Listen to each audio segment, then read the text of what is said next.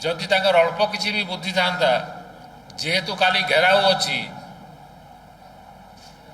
से निआरे घिओ पकेला भाया पदक्षेप से नहीं न था या द्वारा ओडिशा लोके आहरी उत्तेजित देवे एवं तार नमूना तार प्रमाण आसंता काली आपण माने पाई परिवे।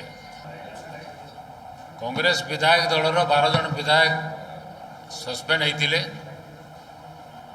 आज पुणी 2 जन सस्पेंड होती रमेश जेना और तारा प्रसाद बाहिनी तामाने असंवैधानिक भाव रे कांग्रेस दल को विधानसभा भीतर को पशिया दि जाए नहीं। गतकाली जितेबाला विधायक माने हाउस वाल भितर थिले धारणा दौले ताको मार्शल जरिया रे जबरदस्ती बाहर करदेवाई चेष्टा चली यही समय आम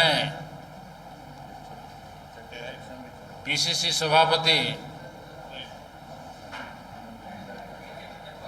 को नेतृत्व में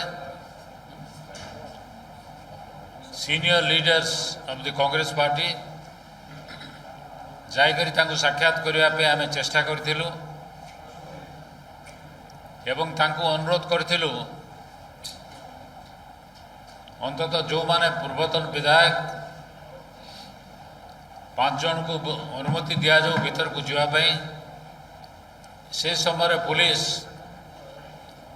विधानसभा परिसर भितर थिला एवं आमको बेआईन भाव में बाधा देता भीतर को जावाई आईन अनुसार जड़े पूर्वतन विधायक विधानसभार वेल भीतर को न जाई पारे किंबा सभा कक्ष को जाई न पारे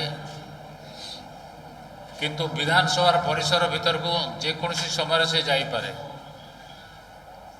यहाँ आमर अभिज्ञता अच्छी यहाँ रूल्स ऑफ बिजनेस भी अच्छी यहाँ संविधान रे भी अच्छी आमको कई बाधा दे पारे ना उल्टा विधि व्यवस्था अनुसार बाचस्पतिर बिना अनुमति रे पुलिस असेंबली परिसर भीतर को जाई पारिबो नाही एवं पुलिस वाले जिते मना कले आमे ताको पचारिथिलु आपण को बाचस्पति अनुमति देइछन्ति कि भीतर को जावाई से माने कहले ना हमको अनुमति दिया है नहीं ताको पचरा जाइथिला जे आमको भीतर को न जावाई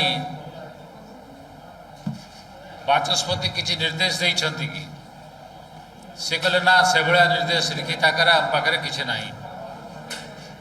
ता माने हला जे आमर जीवार अधिकार थिला आमको जीवाई जिते दिगला आमको जीवाई दिगला नहीं जिते बुझे सुझे गले भी जिते आईन गत भाव में आगु जहाँ सब घटी जाइए तार परंपरा उदाहरण देला परी से मैंने जिद धरी बसिले से जहाँ हो आम आपण को भीतर को पूरे देवु ना कहीं भीतर को पूरे देवे नहीं मु किसी भावी पारना तार कौन सी कारण नहीं तार कौन सी जुक्ति नहीं एथर प्रमाणित होउची जे विधानसभा उपरे बाचस्पति को किसी कर्तृत्व नहीं police has taken over the assembly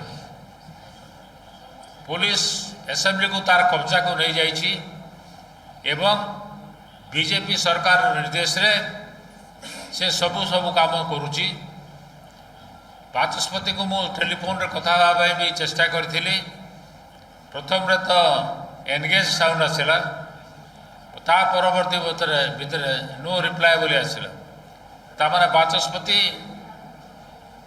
phone उठेले नहीं मु तांकटू जानिबा चाहूली जे से पुलिस को अनुमति देइछन्ति कि विधानसभा परिसर भीतर को जावाई एवं आमे भीतर को जावाई आमको बारण करिसन्ति कि पुलिस तो कहला जे ना किसी निर्देश नहीं तथापि बाचस्पति को सागर कथा चाहूली दृष्टि आकर्षण करने चाहूली कहीं आम पाक खबर आसला जे असेंबली भितर आमर जो एमएलए माने बसते ତାଙ୍କୁ ଆକ୍ରମଣ କରାଯାଇଛି, ରକ୍ତାକ୍ତ କରାଯାଇଛି, କାହାର ହାତ କଟି ଯାଇଛି, କାହାର ଦେହରେ ଆଘାତ ଲାଗିଛି। ସେମାନେ ବି ସ୍ୱୀକାର କଲେ ଯେ ଆମ୍ବୁଲାନ୍ସ ଆସିଛି ତାଙ୍କ ଟ୍ରିଟମେଣ୍ଟ ପାଇଁ। ତା ମାନେ କ'ଣ, ଅବସ୍ଥା ଗୁରୁତର ନ ହୋଇଥିଲେ ଆମ୍ବୁଲାନ୍ସ କେବେ ଯାଆନ୍ତା ନାହିଁ। ଏହା ସତ୍ତ୍ୱେ ହ୍ୟୁମାନିଟେରିଆନ୍ ପଏଣ୍ଟ ଅଫ୍ ଭ୍ୟୁରୁ ମଧ୍ୟ ଆମକୁ ତାଙ୍କୁ ସାକ୍ଷାତ କରିବା ପାଇଁ ଦେଲେ ନାହିଁ। ପରବର୍ତ୍ତୀ ସମୟରେ ସମସ୍ତଙ୍କୁ ପୁଲିସ ସେଠୁ ଉଠେଇକରି ନେଇଗଲା ଏବଂ ଆଜି ଯାହା ହେଲା ତ ଆପଣମାନେ ପୁଣି ଶୁଣିଲେ।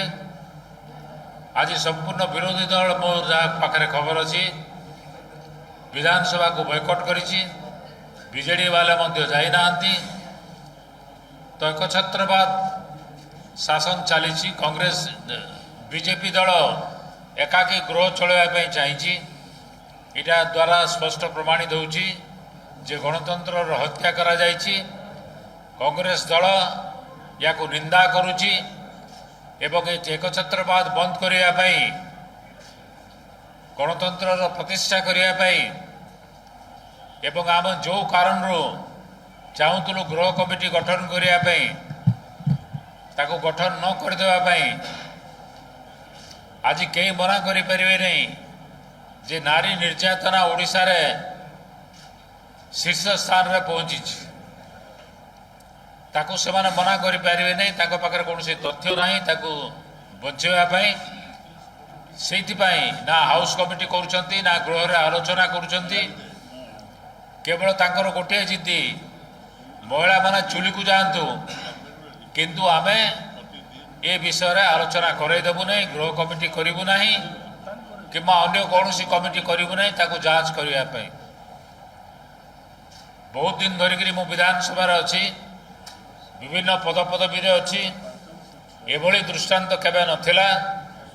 ଏମାନେ ଇତିହାସ ସୃଷ୍ଟି କରିଛନ୍ତି ଏବଂ ନିଶ୍ଚିତ ଭାବରେ ସାଧାରଣ ଲୋକ ଆସନ୍ତାକାଲି ତାର ଜବାବ ଦେବେ ଯେତେବେଳେ ବିଧାନସଭା ଘେରାଉ କରିଯିବ। ଏବଂ ଯଦି ତାଙ୍କର ଅଳ୍ପ କିଛି ବି ବୁଦ୍ଧି ଥାନ୍ତା, ଯେହେତୁ କାଲି ଘେରାଉ ଅଛି, ସେ ନିଆଁରେ ଘିଅ ପକାଇଲା ଭଳିଆ ପଦକ୍ଷେପ ସେମାନେ ନେଇନଥାନ୍ତେ। ଏହାଦ୍ୱାରା ଓଡ଼ିଶା ଲୋକେ ଆହୁରି ଉତ୍ତେଜିତ ହେବେ ଏବଂ ତାର ନମୁନା, ତାର ପ୍ରମାଣ ଆସନ୍ତାକାଲି ଆପଣମାନେ ପାଇପାରିବେ।